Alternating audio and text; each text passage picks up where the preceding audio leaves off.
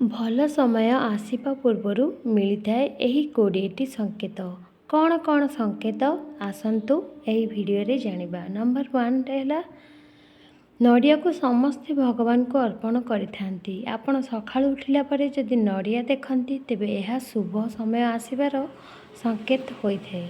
2 number ଯଦି ଆପଣଙ୍କ ବଗିଚାରେ କିମ୍ବା ଜମିରେ ଗାଈ ଆସିକି ଚରନ୍ତି ତେବେ ଏହା ମାତା ଲକ୍ଷ୍ମୀଙ୍କ ଆଶୀର୍ବାଦ ହୋଇଥାଏ ଏବଂ ଶୁଭ ସଂକେତ ମିଳିଥାଏ। 3 ନମ୍ବର ଯଦି ଆପଣ ଶୋଇବା ସମୟରେ ଧଳା କିମ୍ବା ସୁନା ରଙ୍ଗର ସାପ ଦେଖନ୍ତି ତେବେ ଏହା ଆସୁଥିବା ଭଲ ସମୟର ଆଗାମୀ ସଂକେତ ହୋଇଥାଏ। 4 ନମ୍ବର ଯାତ୍ରା ସମୟରେ ଯଦି ଆପଣ ଡାହାଣ ପାଖରେ ମାଙ୍କଡ଼, କୁକୁର, ସାପ ଦେଖନ୍ତି ତେବେ ଏହା ଶୁଭ ସଂକେତ ହୋଇଥାଏ। 5 ନମ୍ବର ଯଦି ଆପଣ ସ୍ୱପ୍ନରେ ସବୁଜମୟ ଘାସ ଦେଖନ୍ତି, ଓକେ, ଗ୍ରୀନ୍ କଲର୍ ଘାସ ଯଦି ଦେଖୁଛନ୍ତି ବା ସବୁଆଡ଼େ ସବୁଜମୟ ଦେଖନ୍ତି ତେବେ ତାହା ଆସୁଥିବା ଶୁଭ ସମୟର ସଂକେତ ହୋଇଥାଏ। 6 ନମ୍ବର ସକାଳୁ ଉଠିଲା ପରେ ଯଦି ଘଣ୍ଟିର ଶବ୍ଦ କିମ୍ବା ଶଙ୍ଖର ଶବ୍ଦ କିମ୍ବା ଭଜନ ଶୁଣୁଛନ୍ତି ତେବେ ଆପଣଙ୍କର ଭଲ ସମୟ ଆସିବାର ସଂକେତ ହୋଇଥାଏ। ଦର୍ଶକ ବନ୍ଧୁ, ଆପଣମାନେ କେଉଁ ଠାକୁରଙ୍କୁ ସବୁଠାରୁ ଭକ୍ତି କରନ୍ତି ପ୍ଲିଜ୍ ଆପଣମାନେ କୁହନ୍ତୁ। ଯେଉଁ ବି ଭଗବାନଙ୍କୁ ବିଶ୍ୱାସ କରନ୍ତୁ ସେ ଆପଣଙ୍କର ମଙ୍ଗଳ କରନ୍ତୁ। 7 ନମ୍ବର ଆପଣଙ୍କର ଏକ ଭଲ ଦିନ ରହିଛି, ସେହି ଭଲ ଦିନରେ ଯଦି ଆପଣଙ୍କୁ ପଇସା ପ୍ରାପ୍ତ ହୋଇଥାଏ ତେବେ ଜାଣିନେବେ ଯେ ଆପଣଙ୍କ ଉପରେ ମା ଲକ୍ଷ୍ମୀ ସନ୍ତୁଷ୍ଟ ଅଟନ୍ତି ଏବଂ ଆଗକୁ ଆପଣଙ୍କୁ ଧନର ପ୍ରାପ୍ତି ହେବ। 8 ନମ୍ବର ଝିଣ୍ଟିକାର ନାମ ଶୁଣିଲେ ଆପଣମାନଙ୍କୁ ପ୍ରାୟ ହସ ଆସୁଥିବ, କିନ୍ତୁ ଯଦି ଆପଣ ଝିଣ୍ଟିକାର ଶବ୍ଦ ଶୁଣନ୍ତି କିମ୍ବା ଝିଣ୍ଟିକାକୁ ଦେଖନ୍ତି ତେବେ ଖରାପ ସମୟ ସମାପ୍ତ ହୋଇଯାଏ, ଯାହା ଶାସ୍ତ୍ରରେ ବର୍ଣ୍ଣନା କରାଯାଇଛି। 9 ନମ୍ବର ଡଲଫିନ୍ ମଣିଷର ବନ୍ଧୁ ବୋଲି କୁହାଯାଏ। ଡଲଫିନ୍କୁ ଭଲ ଭାଗ୍ୟ ଆସିବାର ସଂକେତ ବୋଲି ଶାସ୍ତ୍ରରେ ବର୍ଣ୍ଣିତ ରହିଛି। 10 ନମ୍ବର ଘୁଷୁରୀ ଭଲ ଭାଗ୍ୟ ଆଣେ ବୋଲି ମାନ୍ୟତା ଦିଆଯାଇଛି, ସେଥିପାଇଁ ଶାସ୍ତ୍ରରେ ଘୁଷୁରୀକୁ ଶୁଭ ବିଚାର ବୋଲି କୁହାଯାଇଛି। ଯଦି ଆପଣ ଘୁଷୁରୀ ଦେଖନ୍ତି ତେବେ ଆପଣଙ୍କର ଭଲ ସମୟ ଷ୍ଟାର୍ଟ ହୋଇଯିବାର ସଂକେତ ମିଳିଥାଏ। 11 ନମ୍ବର ବଗିଚାରେ ପ୍ରାକୃତିକ ଦୃଶ୍ୟ ଦେଖିବା ଅତ୍ୟନ୍ତ ଆକର୍ଷଣୀୟ ହୋଇଥାଏ।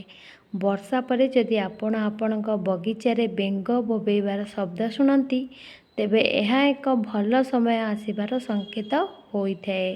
ଦର୍ଶକ ବନ୍ଧୁ, ଆପଣମାନେ ଏବେ ଯେଉଁ ଭିଡ଼ିଓଟିକୁ ଦେଖୁଛନ୍ତି, ଯେଉଁମାନେ ବି ଦେଖୁଛନ୍ତି ଆପଣମାନେ କେଉଁ କେଉଁ ଜିଲ୍ଲାରୁ এই ଭିଡ଼ିଓଟିକୁ ଦେଖୁଛନ୍ତି ପ୍ଲିଜ୍ ଆପଣମାନେ କୁହନ୍ତୁ କେଉଁ ଜିଲ୍ଲାରୁ ଆପଣମାନେ এই ଭିଡ଼ିଓଟିକୁ ଦେଖୁଛନ୍ତି। ମୋତି ସଭ୍ୟତାର ପାଣି କୂଳରେ ହୋଇଥାନ୍ତି, ଏହାକୁ ଆଭୂଷଣ ଭାବେ ଗ୍ରହଣ କରାଯାଏ। ମୋତିକୁ ଶାସ୍ତ୍ରରେ ଭଲ ସମୟ ଆସିବାର ସଂକେତ ଭାବେ ବର୍ଣ୍ଣିତ ରହିଛି। 13 ନମ୍ବର ବର୍ଷାରେ ସୂର୍ଯ୍ୟ ଚମକିବା ବହୁତ କମ୍ ଦେଖିବାକୁ ମିଳିଥାଏ। ଆପଣ ଯଦି ବର୍ଷାରେ ଓଦା ହେବା ସମୟରେ ଚମକୁଥିବା ସୂର୍ଯ୍ୟ ଦେଖନ୍ତି ତେବେ ଆପଣ ଭାବିନିଅନ୍ତୁ ଯେ ଆପଣ ବହୁତ ଧନ ଅର୍ଜନ କରିବାର ଆଗକୁ ସଂକେତ ଦେଉଛି। 14 ନମ୍ବର ହାତ କୁଣ୍ଡେଇ ହେଲେ ଧନ ପ୍ରାପ୍ତି ହେବାର ସଂକେତ ମିଳିଥାଏ।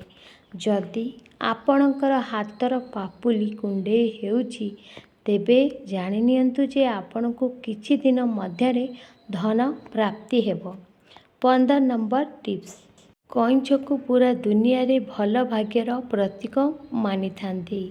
କଇଁଛକୁ କୌଣସି ରୂପରେ ଦେଖନ୍ତି ଆପଣଙ୍କର ଭଲ ସମୟ ଆସିବାର ସଂକେତ ମିଳିଥାଏ। 16 ନମ୍ବର କୁକୁର ଯଦି ଆପଣଙ୍କ ଘରକୁ ଆସେ ତେବେ ଆପଣଙ୍କର ଭବିଷ୍ୟତରେ ଆସୁଥିବା ଧନର ସଂକେତ ଅଟେ। 17 ନମ୍ବର ରାସ୍ତାରେ ଗଲାବେଳେ କିମ୍ବା ଆପଣ ଯୁଆଡ଼େ ଯାଉଛନ୍ତି ଯଦି ଆପଣ ଚାରିପତରିଆ ଘାସ କିମ୍ବା କଏନ୍ ପାଆନ୍ତି, ମାନେ ଟଙ୍କିକିଆ ହେଉ, 2 ଟଙ୍କିଆ ହେଉ, 5 ଟଙ୍କିଆ ହେଉ, ଯଦି କଏନ୍ ପାଉଛନ୍ତି ତେବେ ତାକୁ ନେଇକି ସମ୍ଭାଳିକି ରଖନ୍ତୁ, ଯାହାଦ୍ୱାରା ଆସୁଥିବା ଭଲ ସଂକେତ ମିଳିଥାଏ। 18 ନମ୍ବର ଯଦି ଆପଣ ଅଜାଣତରେ ପୋଷାକକୁ ଓଲଟିଆ ପିନ୍ଧୁଛନ୍ତି ତେବେ ଆପଣଙ୍କର ସୁଖ ସମୃଦ୍ଧି ଆସିବାର ସଂକେତ ମିଳିଥାଏ। 19 ନମ୍ବର ଭାଙ୍ଗିଥିବା ତାରା ଦେଖିବା ଶୁଭ ବୋଲି ମନାଯାଏ।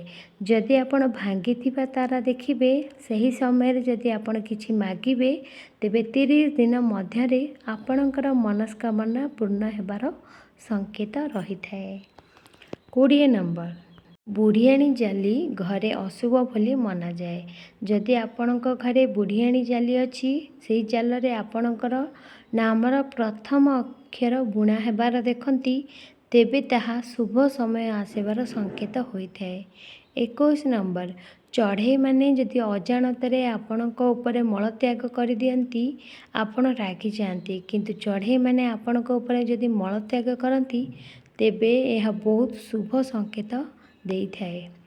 22 ନମ୍ବର, ବାଦୁଡ଼ି ଘରକୁ ଆସିବା ଆପଣଙ୍କ ପାଇଁ ଅଶୁଭ ବୋଲି ମନାଯାଏ। ଯଦି ବାଦୁଡ଼ି ଘରକୁ ଆସି ତା'ର ବସା ତିଆରି କରେ, ମାନେ ଘର ଯଦି ତିଆରି କରେ, ତେବେ ଏହା ଶୁଭ ସଂକେତ ହୋଇଥାଏ। ଜାଣିପାରିଲେ ନା, ବାଦୁଡ଼ି ଘରକୁ ଆସିବା ଦ୍ୱାରା ଆପଣଙ୍କର ଅଶୁଭ ହୋଇଥାଏ ମାନନ୍ତି, କିନ୍ତୁ ବାଦୁଡ଼ି ଯଦି ଘରକୁ ଆସି ତା'ର ବସା ତିଆରି କରେ, ତ ଏହା ଶୁଭ ସଂକେତ ବୋଲି ମନାଯାଏ।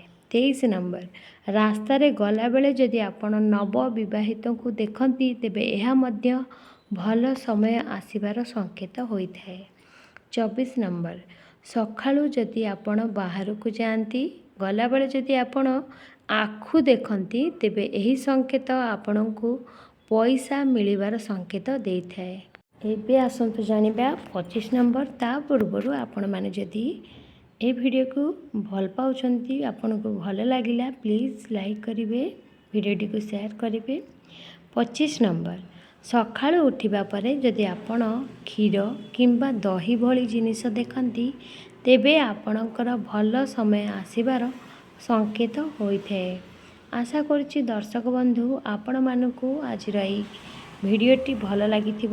ଭିଡ଼ିଓ ଭଲ ଲାଗିଲେ ଲାଇକ୍ କରିବେ, ସେୟାର କରିବେ, ଚ୍ୟାନେଲରେ ନୂଆ ଥିଲେ ସବସ୍କ୍ରାଇବ୍ କରିବେ। Thank you.